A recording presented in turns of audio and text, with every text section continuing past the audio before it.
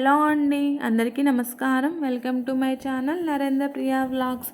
ఈరోజు మనం కార్తీక పురాణం 16వ అధ్యాయం స్తంభదీప ప్రశంస గురించి తెలుసుకుందాం. వశిష్ఠుడు ఈ విధముగా చెప్పెను. దామోదరునకు ప్రీతికరమైన ఈ కార్తీక వ్రతమును చేయని వాడు కల్పాంతము వరకు నరకము పొందెను. కార్తీక మాసము నెల రోజుల నియమముగా తాంబూల దానము చేయువాడు జన్మాంతరమందు వాస్తవముగా భూమికి ప్రభువగును. కార్తీక మాసమందు నెల రోజులు పాడ్యమి మొదలు ఒక్కొక్క దీపమును హరి సన్నిధిలో వెలిగించిన వాడు పాపాలను పోగొట్టుకొని వైకుంఠమునకు పోవును. కార్తీక మాసమందు పూర్ణిమ నాడు సంతానమును కోరి సూర్యుని ఉద్దేశించి స్నానము దానము చేయవలెను. అనగా అట్లు చేసిన ఎడల సంతానము కలుగునని భావము. కార్తీక మాసమందు హరి సన్నిధిలో టెంకాయ దానమును దక్షిణ తాంబూల సహితముగా చేయువానికి సంతాన విచ్ఛేదము ఉండదు, రోగము ఉండదు, దుర్మరణము ఉండదు. కార్తీక మాసమందు పూర్ణిమ నాడు హరి ఎదుట స్తంభదీపమును పెట్టువాడు వైకుంఠపతి అగును. వానికి కలిగేడి పుణ్యమును చెప్పుటకు నా తరము కాదు. కార్తీక మాసమందు పూర్ణిమ రోజున స్తంభదీపమును చూసువారి పాపములు సూర్యోదయమందు చీకట్లు వలె నశించును. స్తంభదీపమును సాలిధాన్యము, వ్రీహిధాన్యము, నువ్వులు ఉంచి పెట్టవలెను. శిలతో గాని కర్రతో గాని స్తంభమును చేయించి దేవాలయం ఎదుట పాతి దానిపైన దీపమును పెట్టువాడు హరికి ప్రియుడగును. ఈ స్తంభ విషయమే పూర్వము ఒక కథ ఉన్నది, చెప్పెదను వినుము. సావధానముగా వినుము. మతంగ మహాముని ఆశ్రమము అనేక వృక్షాలతో కూడినది. అందొక విష్ణాలయము కలదు. ఆలయము చుట్టూను వనముండెను. కార్తీక వ్రత పారాయణులై మునీశ్వరులిచ్చటకు వచ్చి విష్ణువును షోడశోపచారములతోనూ మాసమంతైను పూజించిరి. వారు అత్యంత భక్తియుక్తులై హరిద్వారములందు దీపమాలలను సమర్పించి వ్రతములు చేసిరి. అందులో ఒక ముని ఇట్లు పలికెను. మునీశ్వరులారా, కార్తీక మాసమందు శివుని ముందు స్తంభదీపమును ఉంచువాడు వైకుంఠలోక నివాసి అగును. కాబట్టి మనము ఆలయమున స్తంభదీపమును పెట్టెదము. కార్తీక పూర్ణిమ అయిన ఈ దినము సాయంకాలము స్తంభదీప దానము హరికి అత్యంత ప్రియము. స్తంభమును చేయించి కార్తీక మాసం పూర్ణిమ నాడు సాయంకాలమందు దాని యందు దీపమును పెట్టువారి పాపములు నశించి వైకుంఠలోకమునకు పొందుదురు. వారందరూ ఆ మాట విని స్తంభదీపమును సమర్పించుట యందు ప్రయత్నము చేసిరి. ఓ రాజా, ప్రయత్నించి దేవాలయము ముంగిట దగ్గరలో కొమ్మలు ఆకులు లేని ఒక వృక్షము యొక్క మృద్దును చూచిరి.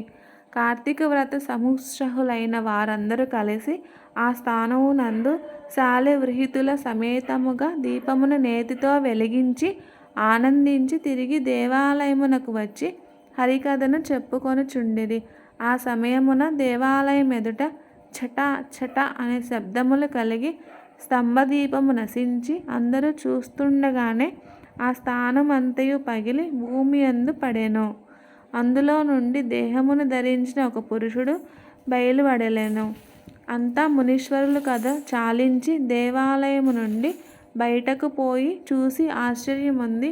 అయ్యో అయ్యో అని ధ్వని చేయుచు ఒక పురుషుని చూసి ఇట్లనిరి. ఓయి, నీవెవ్వడువు? ఏ దోషము చేత ముద్దుగానున్నావు? ఈ విషయమునంతయు త్వరగా చెప్పుము. ఓ బ్రాహ్మణోత్తములారా, నేను పూర్వమందు బ్రాహ్మణుడను, రాజ్యమును పాలించువాడను. ధనము, గుర్రములు, ఏనుగులు, రథములు, కాల్బంటములు మొదలైన సమస్త సంపత్తులు కలిగియు దయాశూన్యుడనై దుష్ట స్వర్తన గల వాడనైతిని. నేను వేదశాస్త్రములను చదవలేదు, హరిచరిత్రను వినలేదు, తీర్థయాత్రకు పోలేదు, స్వల్పమైన దానము చేయలేదు, దుర్బుద్ధితో పుణ్యకర్మ చేయలేదు.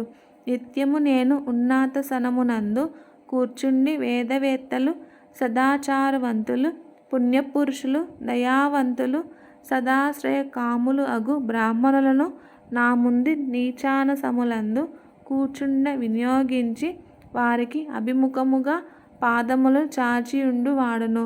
వారికి ఎన్నడూను ఎదుర్కొని నమస్కారములు చెయ్యలేదు. వారి ఇష్టార్థములను ఇవ్వలేదు. సర్వకాలమందు వారికెన్నడూను ఏ దానమును ఇవ్వలేదు. ఒకవేళ ఎప్పుడైనను దానమివ్వక తప్పని ఎడల ధనము లేకుండా దారాదత్తము చేసి తర్వాత ధనము ఇచ్చి ఉండలేదు.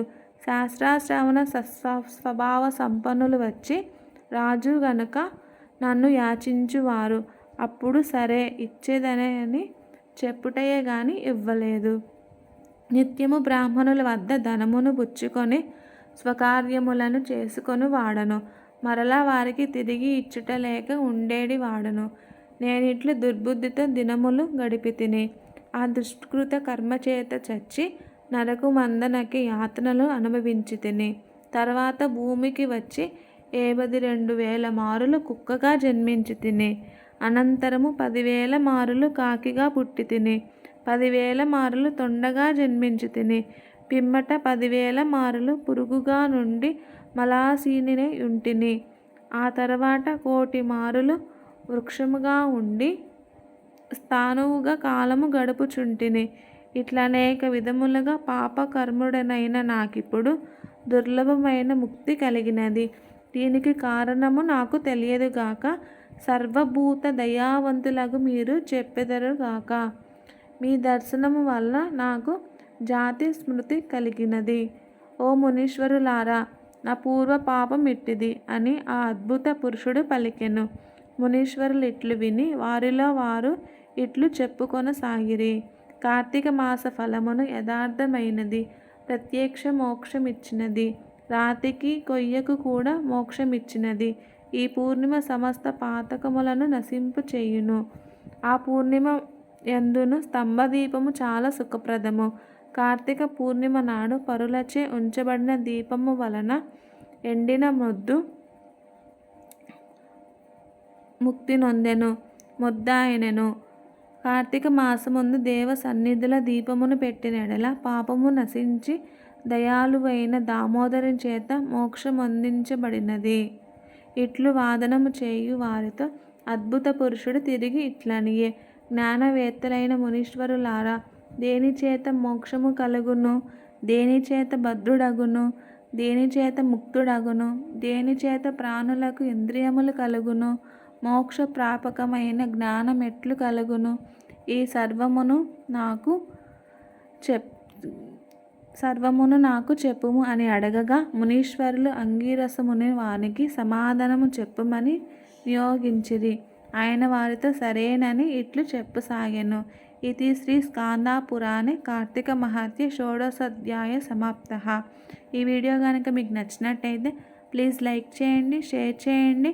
కొత్తగా మన ఛానల్ ఎవరైనా చూస్తున్నట్టయితే ప్లీజ్ సబ్స్క్రైబ్ చేసుకోండి.